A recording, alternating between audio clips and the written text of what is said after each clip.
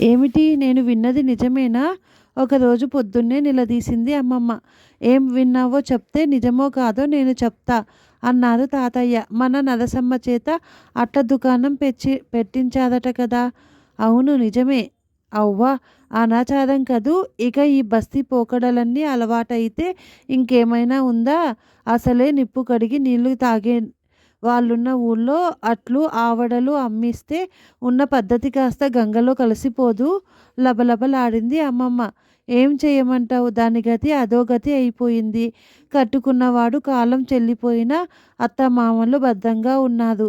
నలుగురు పిల్లలు మరిది. ఈ సంసారం ఈదడం నా వల్ల కాదు మామయ్య.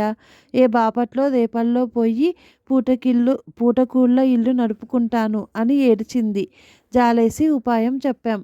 అమ్మమ్మ మెత్తబడింది. సర్లేండి, ఏం చేస్తాం.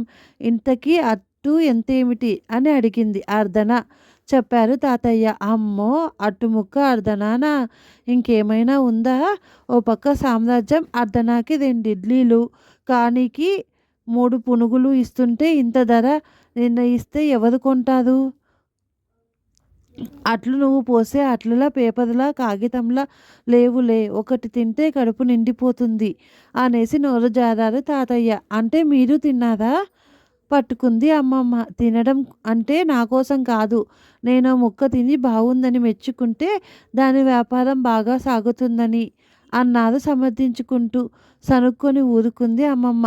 ఏదో ప్రచారం కోసం అట్టుముక్క తిన్నారేమోలే అని ఊరుకున్నా. అమ్మమ్మకు అలవాటు ప్రకారం 12 దాటేసరికల్లా అన్నమో రామచంద్ర అని గొడవ చేసే తాతయ్య రెండైనా నోరెత్తకపోవడంతో అనుమానం వచ్చింది. ఏమిటి విశేషాలు? రోజు ఏదో నొప్పం మీద అటుపోయి అట్టుముక్కలు తినొస్తున్నారా అంటూ నిలదీసి అడిగేసింది. ముందు నసిగిన చివరికి ఒప్పుకున్నారు. శ్రీరామచంద్ర, మీ తండ్రి గారి సమయంలో ఉన్న శ్రీచక్రార్చన ఎలాగూ గాలి కొదిలేశారు. ఇక ఇప్పుడు ఫలహారాలు చేసి సంధ్యావందనం చేస్తారా? పాపం కదటండి అని లబలబలాడింది. ఏం పాపం కాదట, ఆరోగ్యరీత్యా పనిచేస్తుందట. హోమియో డాక్టర్ చెప్పాడు. మన శాస్త్రులు గారేమో ఫలహారం చేసినా పర్వాలేదు, పసుపు నీళ్లు నెత్తిన చల్లుకొని పుండరీక్ష అనుకుంటే దోషం పోతుంది అన్నారు తాతయ్య. బాగానే ఉంది సంబడం. అందరూ ఏకమైపోయారన్నమాట. ఇక నేనెంత మొత్తుకున్నా ఏం ప్రయోజనం అంటూ వాపోయింది. అమ్మ రాగానే ఇదంతా చెప్పుకొని బాధపడింది. అంతా విని అమ్మయ్య, ఇంతకాలానికి మా నాన్నకి కష్టాలు గట్టెక్కాయి. ఇక నువ్వు దీపాలు పెట్టాక పొద్దుటి భోజనం పెట్టినా పర్వాలేదు అంది నవ్వుతూ. అందరూ కలిసి నా మీద పడి ఏడవడం తప్ప అవతల ఆచారం గంగలో కలిసిపోతుందని ఇసుమంతైనా బాధ లేదేం ఎవరికి అంటూ విసుక్కుంది. ఆ ఆచారాలు సింగినాదాలు నువ్వు పాటిస్తున్నావుగా, చాలే, మమ్మల్ని మా కర్మానికి వదిలేయి అంది అమ్మ.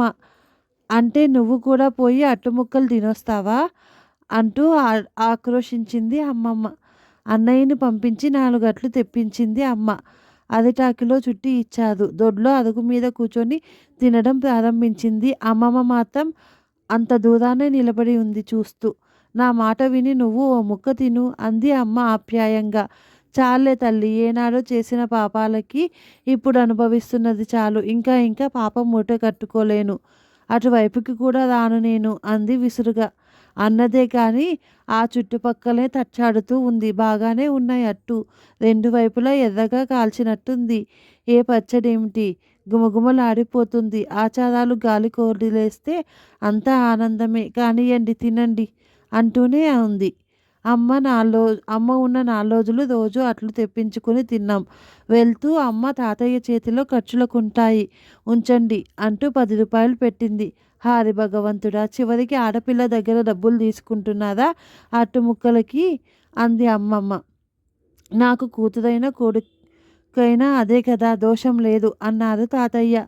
వారం రోజులు గడిచాయి. ఒకరోజు అమ్మమ్మ నన్ను పిలిచింది. అమ్మడు, నాకు ఒంట్లో బాగుండడం లేదే, మెడ నరాలు లాగేస్తున్నాయి. చేతులు కాళ్ళు ఒకటే పీకులు, చెవుల్లో ఒకటే హోరు. ఈ మధ్య మీ తాతయ్య పూలదంగడిగా ఉన్నాడు. చూస్తూనే ఉన్నావు కదా. పోనీ ఓ అట్టుముక్క ఉంటే నా రోగాలన్నీ కూడా తగ్గిపోతాయేమో, చూద్దామంటావా అంది మెల్లగా.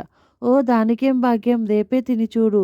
అందులోనూ నీకని చెప్తే మది బాగా చేసిస్తుంది నరసమ్మత్తయ్య. అన్నానో లేదో నా నెత్తిన మొట్టింది. అదిగో అదే మది.